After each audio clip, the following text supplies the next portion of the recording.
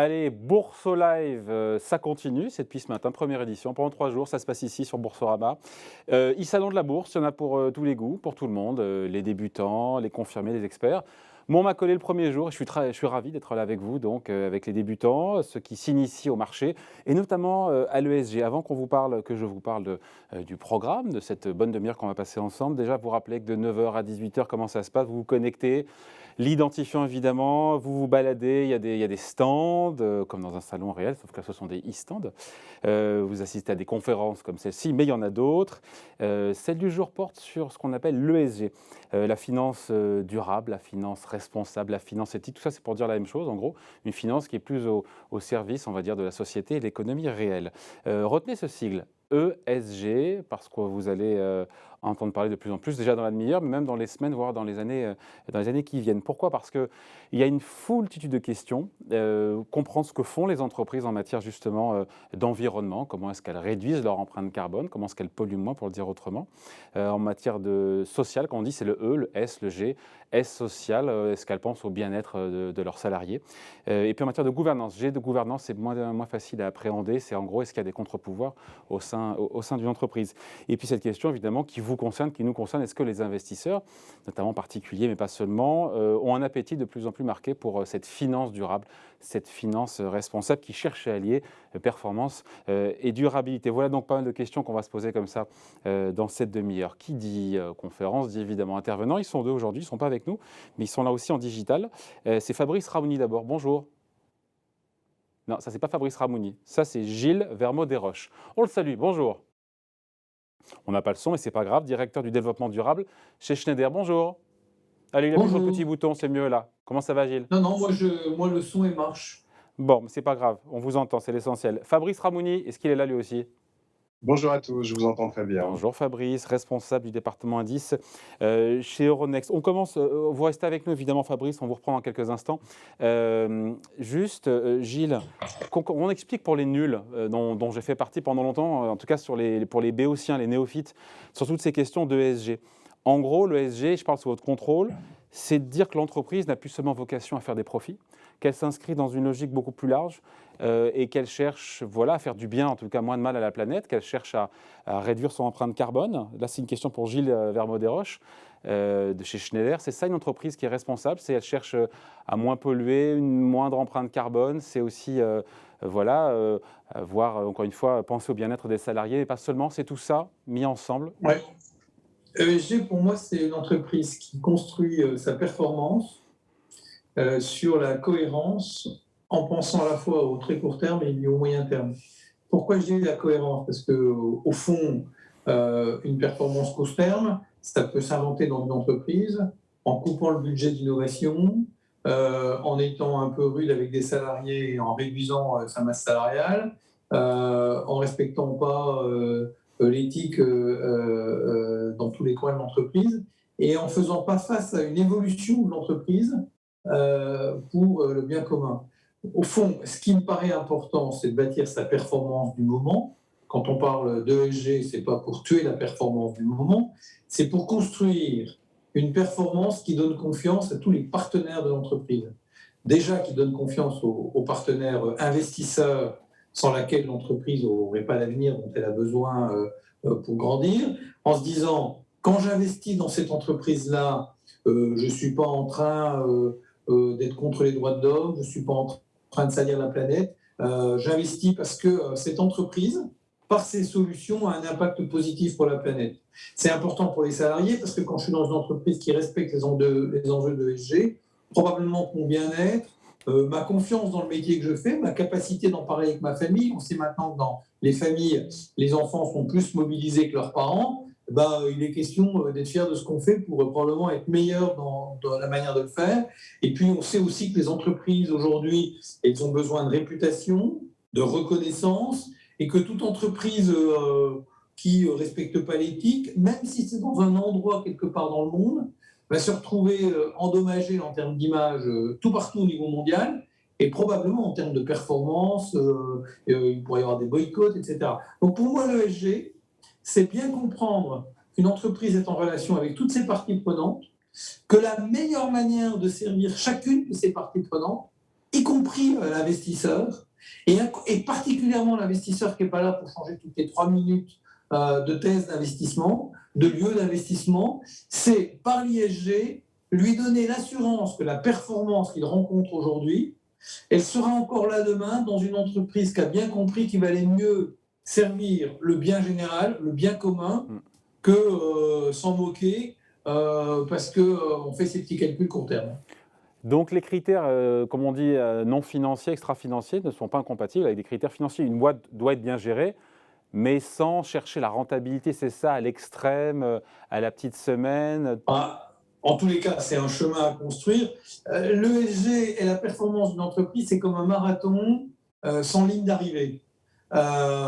Il se trouve que je suis représentant de la citoyenneté de Schneider Electric, et aujourd'hui, dans l'année 2020-2021, je crois que la performance boursière de Schneider Electric, y compris dans cette période Covid, où nos solutions ont été appelées pour assurer l'électricité partout, dans les hôpitaux et dans les data centers, pour permettre au monde de vivre un peu différemment cette crise. Cette crise aurait été différente il y a 10 ans. Elle est bien reconnue là, et deux, dans plein d'indices boursiers, y compris le plus connu et reconnu qui est quelle est The Most Sustainable Company, l'entreprise la plus développement durable, c'est un indice qui est fait et publié au début de Davos. Cette année, c'est Schneider Electric qui a cette responsabilité, parce qu'à la fois c'est une reconnaissance et une responsabilité quand on est à ce moment-là, et donc on peut avoir les deux en même temps. Après, sans que ça s'applique, Gilles, à Schneider, à ceux qui attendaient tout ça, c'est du greenwashing, c'est de la communication, c'est du marketing, c'est le vernis, on n'y croit pas, etc. Vous comprenez que certains demandent aussi, au-delà des paroles, une espèce d'alignement entre les paroles et les actes. Je ne parle pas de Schneider en l'espèce.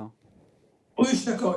Mais d'abord, plus les citoyens, entre guillemets, les citoyens engagés chercheront l'alignement et la vérité, et plus elles pousseront les entreprises à être plus exigeantes sur ce qu'elles disent et ce qu'elles font. Et moi, je suis le premier à souhaiter qu'il existe, et ils ont fait un immense travail, des acteurs du monde du monde associatif, de la citoyenneté, parfois des représentants des salariés, beaucoup d'investisseurs qui poussent l'entreprise dans ses retranchements pour qu'elle fasse mieux, plus vite, avec plus d'efforts. Il y a une chose qui est certaine, on ne gagnera pas les batailles du 21e siècle sans l'agenda des solutions, que ce soit en social ou environnemental. Oui, mais Gilles, on ne gagnera pas cette année, ce siècle, sur les enjeux climatiques, de biodiversité, de révolution digitale, le challenge de la population et singulièrement des jeunes, de ce qui se passe après le Covid, sans que les entreprises investissent dans cette direction des 17 objectifs du développement durable.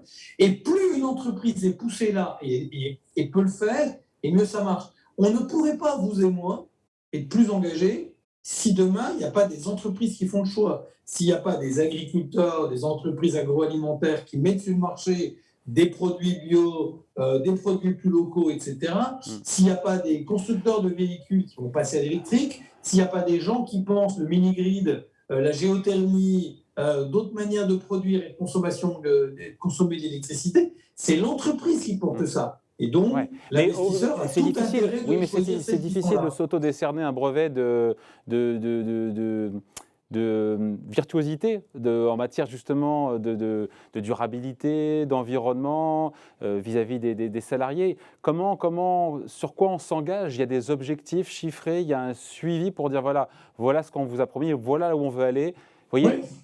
Alors, je vous dirai tout à l'heure qu'est-ce que Schneider Electric fait en la matière, mais de manière générale aujourd'hui, on peut dire que l'ensemble de la partie prenante investisseur a un certain nombre d'acteurs, par exemple de notation des entreprises.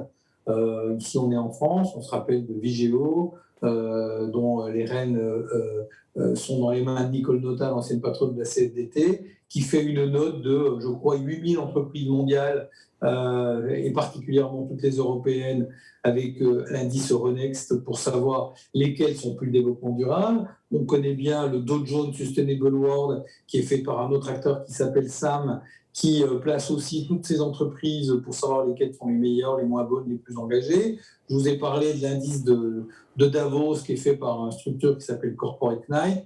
Il y a une structure qui s'appelle le Carbon Disclosure Project qui vise à aligner 6 000 entreprises sur les efforts qu'elles font pour réduire leurs émissions carbone et leur capacité d'accompagner leurs partenaires économiques. Et vous êtes bien noté chez tous ces gens-là, vous êtes bien noté? Schneider est premier dans tous, premier. en ce moment. Premier. Ouais, premier chez tous ces acteurs-là en ce moment. Et donc, ces mesures-là, aucune ne dit la vérité. Ah, donc tout ça n'a aucun intérêt d'être premier alors.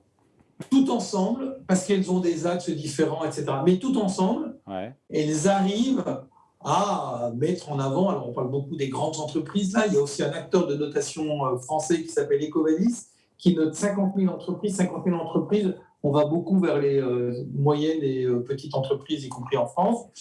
C'est une mesure, ça. Il faut lire les positions de chacun, puis se dire, tiens, celui-là est plus attentif sur le social et il met cette entreprise-là. Voilà. Et vous avez un certain nombre d'entreprises qui sont bien notées sur le sujet. Laissez-moi préciser, Gilles, qu'on peut poser des questions. Enfin, vous pouvez poser des questions à tout moment, encore une fois, dans cette émission, cette conférence. Allez-y dès maintenant, on y répondra tout à l'heure. Gilles Vermaux-Desroches, vous estimez être meilleur sur quelle lettre? E, S ou G? L'environnement, encore une fois, la décarbonation, l'empreinte carbone. Le S, encore une fois, vis-à-vis des salariés, mais pas seulement. Ou G, les contre-pouvoirs, encore une fois, qu'on peut avoir au sein de l'entreprise. Ne me dites pas que vous êtes bon sur les trois. Alors, on est moyen plus sur tous et très bon sur le climat. C'est-à-dire que Schneider Electric est une boîte qui a 2 points d'attention.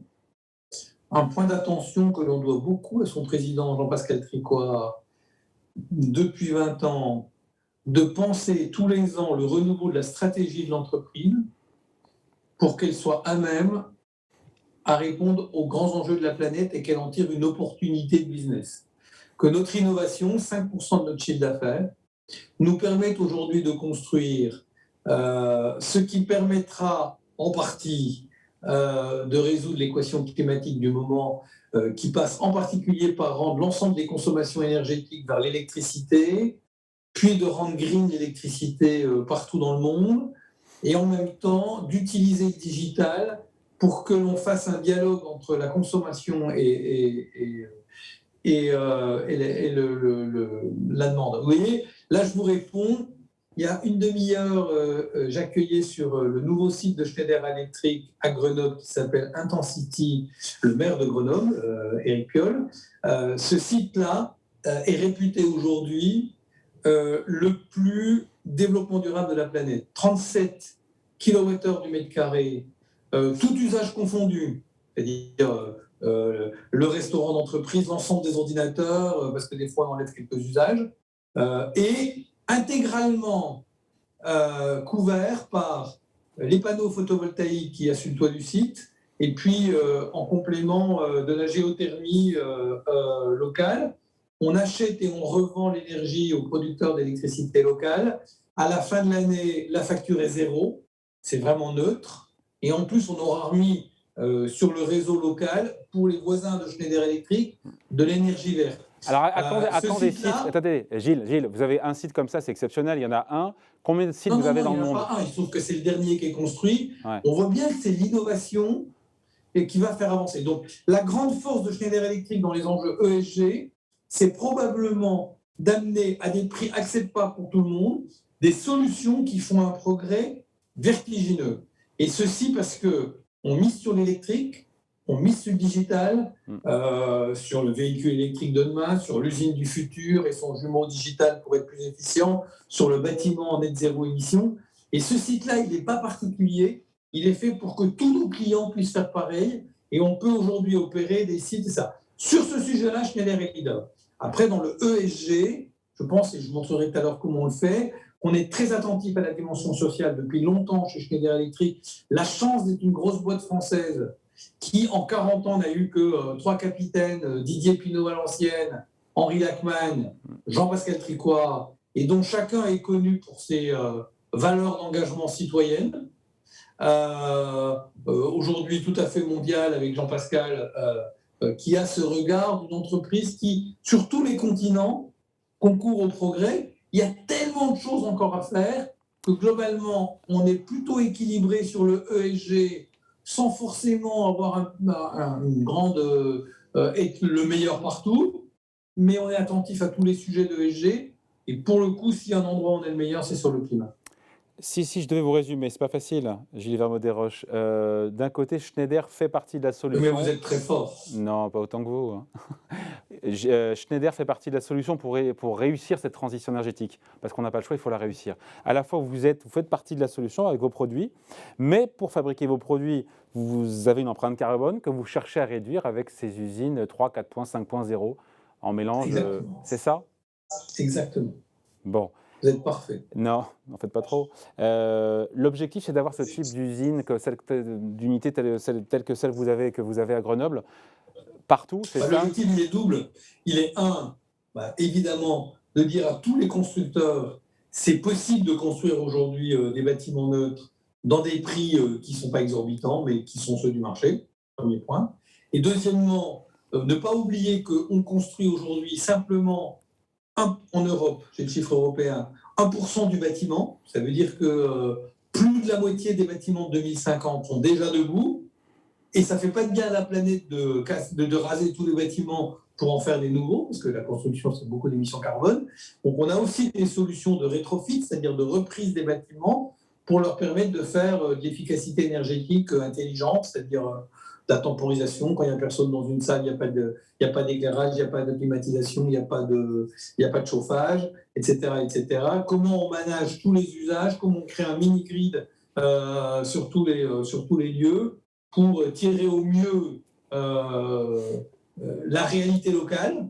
On oublie qu'un bâtiment, il est dans un territoire et que ce n'est pas le même partout dans le monde et que ce n'est pas les mêmes standards et qu'il faut, à Grenoble, à l'endroit où on est, sur la presqu'île, la géothermie, c'est un truc fabuleux, ça marche très bien, aussi bien pour refroidir l'été ou pour refroidir la salle de data center, que l'hiver pour réchauffer le bâtiment. Les technologies existent. Vous savez, on est un des premiers partenaires de la fondation Solar Impulse qui vient de labelliser 1000 solutions. 1000 solutions, qui exactement. existent déjà. On l'a reçu, Bertrand Picard, on l'a reçu sur Boursorama pour en parler. Et dont on pourrait vraiment changer. Voilà, tout ça est très cohérent avec le chemin de Schneider Electric. Et notre certitude, conviction, c'est que pour être bon dans cette direction-là, il faut vraiment respecter l'ESG, parce que l'ESG, c'est respecter l'écosystème dans lequel on vit, singulièrement nos salariés, pour faire en sorte qu'on fasse progresser cet écosystème et que, entre guillemets, maintenant le monde est difficile, on vit des crises, l'entreprise doit vivre et rendre sa performance, et on le fait très bien d'année après année, mais dans cet écosystème, prendre des décisions cohérentes. Et donc, au final, je ne dis pas de manière incontestable, en tout cas, Schneider en est la preuve quand on voit les performances boursières. Tout ça n'est pas antinomique entre le financier et l'extra-financier. Et donc, être bon sur ces critères ESG, ça peut générer la surperformance. Et ça doit, dans la durée, en générer. Ça, vous l'avez chevillé au corps. Ça génère de la performance moyen-long terme, ça génère de la vision, et ça génère aussi une certaine satisfaction de participer à la solution. Ouais. Et pas de s'enrichir en oubliant que la manière de s'enrichir peut participer à la création du problème. Puisque vous parlez de s'enrichir, et juste après on donne la parole parce que le pauvre il a dû s'endormir à Fabrice Ramouni. Pas du tout. Encore que. Il est toujours avec nous, Fabrice? Je suis là, vous m'entendez? Oui, il est toujours là, tout va bien. On vous prend dans 2 secondes juste. Dernière question parce qu'il parle de rémunération, c'est intéressant. Je reviens à Gilles Vermaux-Desroches sur la rémunération des managers. Gilles, Oui. est-ce qu'elle est suffisamment indexée pour le coup sur le non financier? Quel pourcentage de rémunération des managers, alors je ne sais pas à la virgule près, mais qui dépendent de critères non financiers? C'est très simple. Donc, Schneider Electric a un outil de mesure du développement durable que vous pouvez retrouver tous les trimestres, qui s'appelle le Schneider Sustainability Impact. Les résultats sont communiqués en même temps que les résultats financiers tous les trimestres par le président de l'entreprise. C'est clair, c'est audité par un tiers externe. Bon, et le chiffre, c'est quoi alors? Il est question de 15 grandes transformations pour lesquelles on fait une note un peu comme un bulletin scolaire. Ouais. Et ceci pour 5 ans, pour montrer qu'on a une vision long terme et qu'on avance. Cet outil-là, la performance de cet outil représente 20% de la rémunération variable. Attendez, ça a coupé combien? 20? Représente 20% de la rémunération variable des 60 000 managers de Schneider Electric qui ont dans le monde une rémunération variable. Ouais. Et puis avec cet outil et sa reconnaissance, ça représente 30% des actions de performance que reçoivent les leaders d'une entreprise ou les personnes que l'entreprise veut à tout prix conserver, etc. C'est ce fonctionnement-là. Et ça représente pour tous les salariés, par exemple en France, 50% de l'intéressement participation de l'intégralité des 15 000 salariés français. Vous voyez, puisque la rémunération variable, que ce soit l'intéressement participation, les actions de performance que reçoivent des leaders ou la part variable de rémunération de tous les managers, puisque normalement on met comme critère des enjeux les plus importants pour attirer l'attention dessus, c'est bien logique qu'au niveau que je viens de dire, qui représente entre 100 et 150 millions d'euros par an, Schneider Electric place des enjeux de développement durable, comme les enjeux de performance, comme les enjeux de croissance, comme les enjeux d'adaptation de sa réalité stratégique. Alors, puisqu'on parle de performance, il est 16h23 sur Boursorama. Je vous rappelle, posez des questions, on y répond à la fin, notamment sur la performance de Gilles Vermeaux-Desroches ou des questions sur Schneider. On y répondra dans les prochaines minutes. J'en vois déjà qui tombent des questions pour Schneider. Je ne vous les donne pas, un petit peu de suspense, Gilles. Gilles, vous restez avec nous. Maintenant, on parle à Fabrice. Fabrice, réveillez-vous, Fabrice. Je suis là. Bon. C'est intéressant ce qu'on racontait, non avec, il est bon, Gilles. Très bien. D'ailleurs, je dois rebondir sur un point que vous avez effleuré, David, qui à moi, les mots en importance. Vous avez effectivement parlé de critères ESG comme de critères extra-financiers. Non, pas du tout. Critères extra-financiers. Et je trouve que cette approche est malheureuse. Mais elle est historique. On appelait ces critères ESG. Et puisque finalement, elle impliquerait que, et là je donne le pendant en fait un peu de ce que nous a expliqué J'aurais Gilles. dû dire extra-financier et pas non-financier. Oui, et même extra-financier laisserait entendre que finalement ça n'aurait pas d'impact sur la performance de l'entreprise. Qu'est-ce que j'aurais dû dire? Alors, non, mais je voudrais juste donner un exemple parce que c'est très important. On parle à des investisseurs ici aussi. Et vous savez, une catastrophe au sein d'une entreprise qui impacterait l'écosystème qui l'entoure, une grève parce qu'une mauvaise gestion de la relation personnelle, tout ça coûte de l'argent aux entreprises. Ouais. Et donc, de fait, impacte la rentabilité de l'entreprise. Donc, je pense qu'effectivement, la terminologie ici est importante. Encore une fois, on est sur des risques financiers et les critères ESG permettent. Il est mignon, Fabrice. Il faut dire quoi alors? On parle de quoi alors? On parle de risques financiers, je pense, aujourd'hui. C'est intégrer des critères ESG, c'est bien appréhender non plus les risques financiers à court terme, mais aussi ceux à long terme, plus ou moins long terme. Bon. Mais il y a une vraie réalité, et je crois qu'il est important. On n'est pas là sur quelque chose, un packaging. On a vu des exemples, la controverse sur Volkswagen. Voilà, il y a beaucoup d'exemples aujourd'hui qui montrent l'intégration de critères ESG d'une vision stratégique sur l'impact. Volkswagen, l'exemple, je suis d'accord, l'exemple date un peu maintenant, 2015, et puis Volkswagen s'en est largement remis. Mais vous avez raison, les controverses, il y en aura évidemment de plus en plus. Je veux qu'on revienne à l'actualité, notamment ce qui nous anime, c'est Euronext qui a lancé, on l'avait déjà évoqué sur Boursorama, au moment du lancement de cet indice CAC 40 ESG, donc version, on va dire, responsable ou éthique, entre guillemets, ou green, ce qu'on veut, du CAC 40. Vous l'avez fait parce qu'il y avait vraiment cette demande, il y a vraiment toujours, et aujourd'hui on voit des volumes vraiment importants sur ce CAC 40 ESG. On parlera de la construction après, mais juste, la demande est au rendez-vous au-delà de ce que vous perceviez au moment où vous l'avez lancé? Ah bien sûr, alors quand on a lancé cet indice, on a d'abord consulté l'ensemble de nos clients. Je vous donne un exemple simple, des émetteurs ETF, des grands fonds. Oui, mais c'est eux qui sont demandeurs, c'est eux les vrais demandeurs, non? Alors oui, parce que finalement, aujourd'hui, un grand nombre d'institutions financières qui créent donc les produits financiers se sont, de manière volontariste, engagées en termes de financement durable. Ce qui veut dire qu'aujourd'hui, le CAC 40, dans sa structure, dans sa composition sectorielle, ne répond plus, pour certains déjà, à leurs engagements qui va les amener à se désinvestir de certains secteurs. Donc on était clairement dans une urgence, on se devait de répondre à ce besoin-là. Ensuite, c'est important alors, ensuite, les encours, je dirais. Aujourd'hui, le gros de l'argent est géré aujourd'hui sur les indices historiques, le S&P 500, le CAC 40, l'Eurostoxx. Il existe aujourd'hui beaucoup d'indices ESG, mais le gros des encours reste sur ces indices, et ne pas adresser ces indices qu'on appelle blue chip, ces indices historiques, c'est finalement c'est être maladroit dans une approche, c'est ne pas accompagner le développement de la finance durable. Ouais, par contre, je ne veux pas être désagréable et ce n'est pas le sujet, mais juste en termes de volume, on sait que le CAC 40, c'est entre 3 et 5 milliards d'euros tous les jours. J'imagine que Oui. c'est balbutiant, donc on ne va pas chercher à comparer, mais ça donne quoi? Juste qu'on ait des chiffres en tête, le CAC 40 ESG? Alors, en fait, aujourd'hui, on ne peut pas distinguer les deux. Mais je vous donne j'évite pas la question, je ne fais pas de côté. Deux exemples. À la rentrée, on attend au moins 2 voire 3 ETF lancés sur le CAC 40 ESG. Ça n'est jamais arrivé avant. Ouais. Des grands noms d'émetteurs français. Il existe aujourd'hui des premiers deals sur l'indice CAC 40. Donc, à la rentrée, il faudra parier que le CAC ESG soit un des blockbusters. Donc, il faut construire. Et donc, ma question sera plus pertinente à la rentrée. Ma question sera plus pertinente. Oui, mais je pense que votre question, si on la prolonge, si on tire le trait, il est possible, il est probable que le CAC 40 ESG prenne le pas sur le CAC 40. On n'y est pas encore. On le souhaite, mais on n'y est pas. Avant que les courbes se croisent, il va se passer un petit moment, non?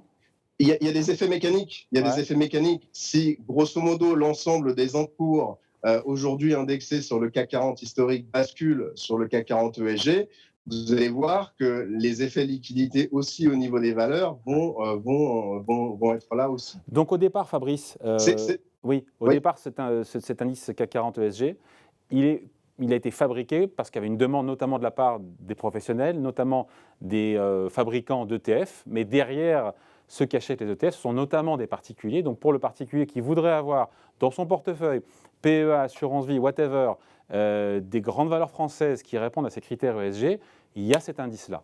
Je vais un peu vite, mais c'est ça l'idée, non? Et il y a cette demande. Il suffit de regarder. D'où vous sortez ça, Fabrice, d'où vous sortez ça s'il y a une demande?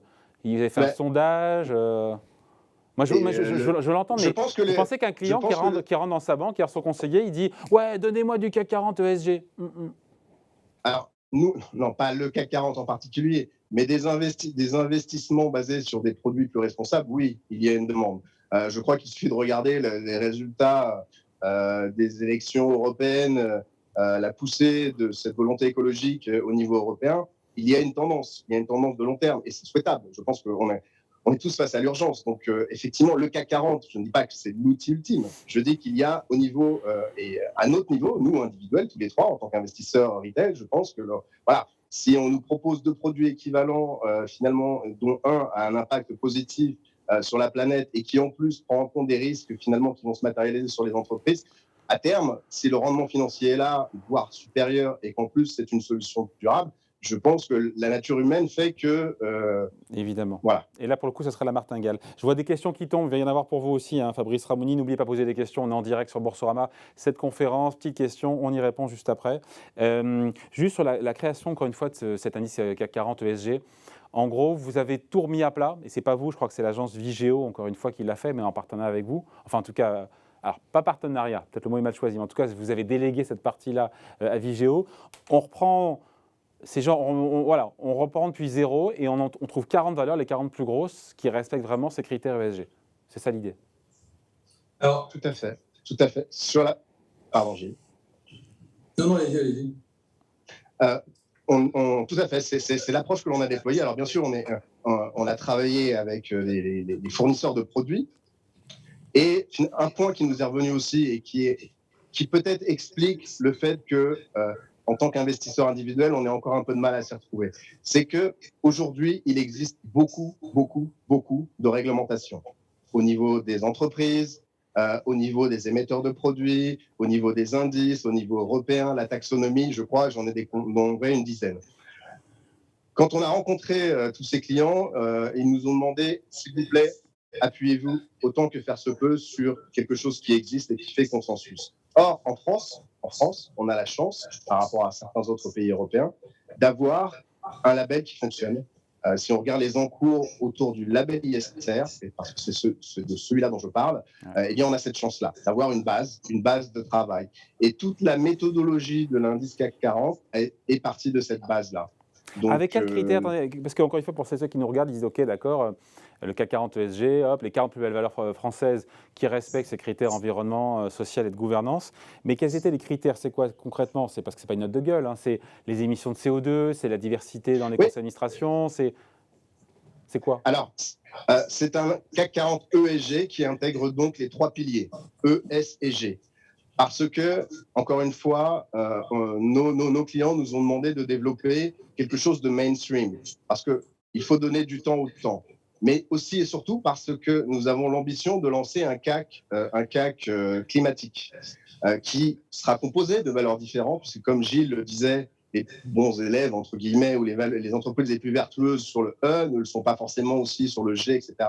Le CAC ESG est un indice mainstream qui vise à être néanmoins corrélé avec le CAC 40, mais sur la base d'une approche assez volontariste. On n'est pas dans du greenwashing, puisque c'est un peu le sens aussi de cette question.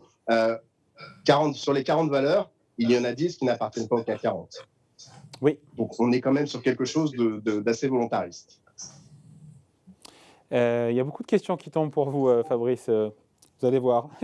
Bon, donc oui, dans celles qui en sont exclues d'ailleurs, au final, quelles sont les nouvelles? Tiens, j'ai vu que dans les il y a Edenred qui fait partie du CAC 40 qui est dedans, mais il y a des boîtes comme Airbus, Hermès, Saint-Gobain, Total, Dassault Systèmes qui sont sorties du CAC, qui ne sont pas dans le CAC 40 ESG. J'avais le patron de Saint-Gobain, Pierre-André de Chalandard, qui m'a dit « mais je ne comprends pas, j'ai fait appel, pourquoi est-ce que moi je fais partie de la solution, j'ai une ambition de décarbonation de ma boîte, je ne comprends pas, c'est ahurissant que j'en sois pas ». Vous leur répondez quoi? Mais je dois répondre deux choses. Non, au-delà de ça, c'est que, comme je vous le disais, l'overlap, le point commun entre le CAC 40, il y a quand même 10 valeurs qui ne sont pas là. Donc, il y a forcément 10 valeurs qui ne sont pas contentes. Ça, c'est mécanique. Ensuite, Euronext ne sait pas juger, entre guillemets, au sens noble du terme, assesser le score, estimer le score d'une entreprise sur les critères ESG. Naturellement, on s'est retourné vers un partenaire qui, lui, nous renvoie ensuite des notations sur l'ensemble des 60 valeurs couvertes. Ce partenaire historique, c'est Vigeo Eiris, mais qui s'appelle Moody's aujourd'hui, qui est un acteur historique en France et qui connaît très bien les entreprises françaises. Donc, on part de ces scores, on exclut les 20 scores les plus faibles, on applique des critères d'exclusion et forcément, à la fin, on doit n'en sélectionner que 40. J'ai donné ceux qui sont sortis, les boîtes qui sont rentrées. Vous les avez? Je ne les ai pas, moi, sous les yeux, pour le coup. Je sais que je les ai donnés. Oui, je vais vous les donner dans... Pas les 40, hein. Sinon on sera là encore demain. En 30 secondes. Si vous me donnez... je vais vous trouver ça. Attendez, la courbe d'audience est en train de baisser, là, dépêchez-vous. On perd des téléspectateurs, Fabrice, grouille. N'hésitez pas à me poser des questions des téléspectateurs, justement. Mais moi, je vais vous les donner. Il y a les questions qui dérangent. 40, je vais vous les donner. Je les ai ici. Je les ai ici. Atos.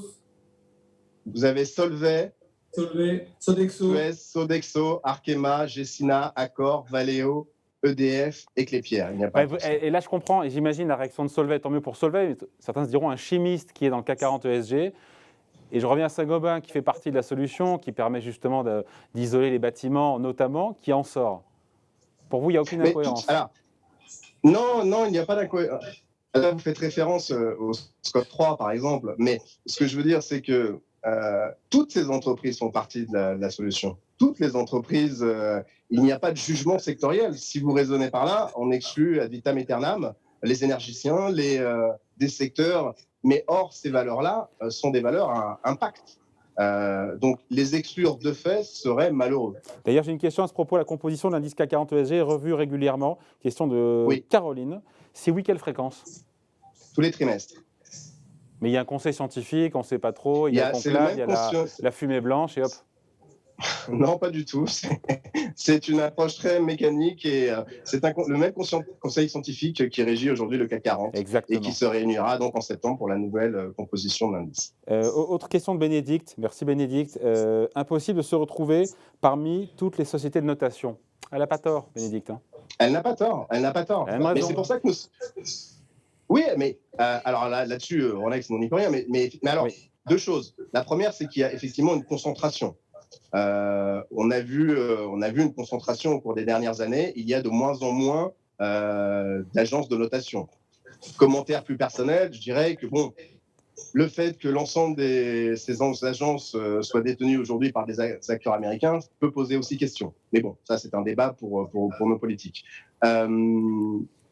Ensuite, Vigeo Eiris Nous sommes partis avec Vigeo Eiris parce que Vigeo Eiris, comme le rappelait Gilles, a été fondé, c'est un acteur français à la base, de par son histoire. Avant d'être Vigeo Eiris Moody's, c'était Vigeo.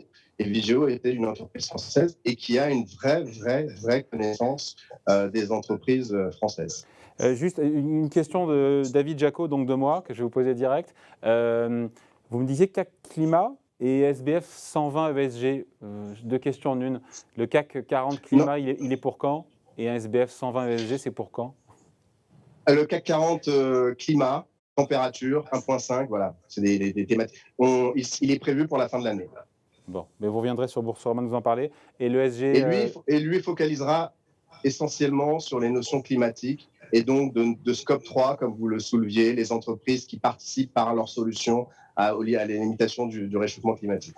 S'il y a d'autres questions, allez-y, on a encore quelques minutes ensemble sur Boursorama pour cette conférence et cette émission. Question maintenant pour Gilles. Oh oui, la raison d'être de Schneider. Quelle est la raison d'être de Schneider? Moi, je la connais. Tirer le meilleur de son énergie et de ses ressources. On ne mettra pas les gens dans la rue avec ça. Hein. Oui, tirer le meilleur de son énergie. Personne ne peut être contre, c'est consensuel ça. Non, c'est plus complexe. Aider chacun à tirer le meilleur de son énergie et de ses ressources pour le progrès et la durabilité. Évidemment, personne ne peut être contre, mais il y a plusieurs points très intéressants. Si vous allez sur la version anglaise, vous verrez qu'il est question des ressources et de l'énergie de tout le monde, et que chacun qui en a accès est invité à tirer le meilleur pour lui et pour les autres. Peut-être que la version française est améliorée pour être cohérente avec cette vision écrite autrement et plus précise en anglais. Et puis les questions de progrès et de développement durable, c'est-à-dire un engagement d'une entreprise qui considère que l'effort qu'on a à faire dans l'innovation fait un bon bout du chemin. C'est toujours la question de la sobriété et de l'efficacité. Il y a évidemment beaucoup de comportements à changer, mais nos entreprises sont là aussi pour apporter des solutions très différentes. Donc voilà, la raison d'être, elle a cette vision. Pour moi, l'intérêt de la raison d'être, c'est prendre tout ce qui fait l'histoire de l'entreprise, ces pépites du passé et de sa responsabilité, et justement les projeter vers les objectifs du développement durable.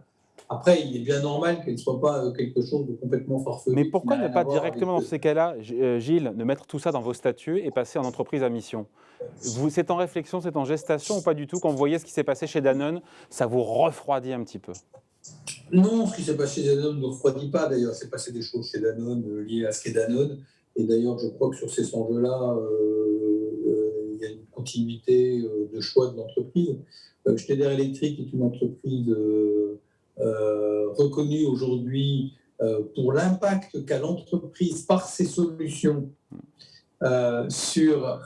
Mais passer entreprise à mission, c'est pas dans vos projets pour l'instant. Sur les enjeux, l'ensemble des éléments pour être entreprise à mission sont présents chez Schneider Electric. Vous avez parlé du Schneider Sustainability Impact audité par un tiers externe, c'est-à-dire les objectifs, et je suis d'accord avec la remarque qui est faite, les objectifs ESG qui complètent la performance financière de l'entreprise.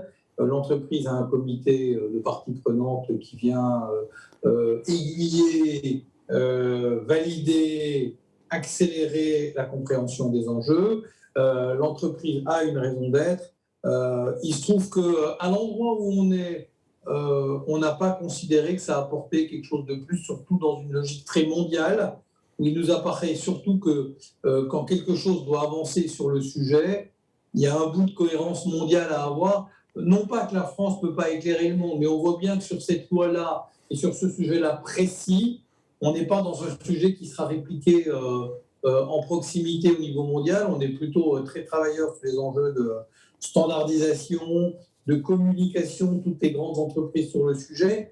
Et si de fait que les notations, il est difficile de se reconnaître dans la babelle des notations, mais c'est aussi important parce que de la même manière, chacun d'entre nous, on n'a pas une attention au même sujet. Il y a des gens très engagés sur les enjeux climatiques, il y a des gens très engagés sur les enjeux sociaux. Par exemple, il y a un indice particulier qui s'appelle le FTSE4Good, qui a historiquement été construit sur la place de Londres avec l'UNICEF et qui est très, très attentif aux enjeux sociaux, de supply chain, etc.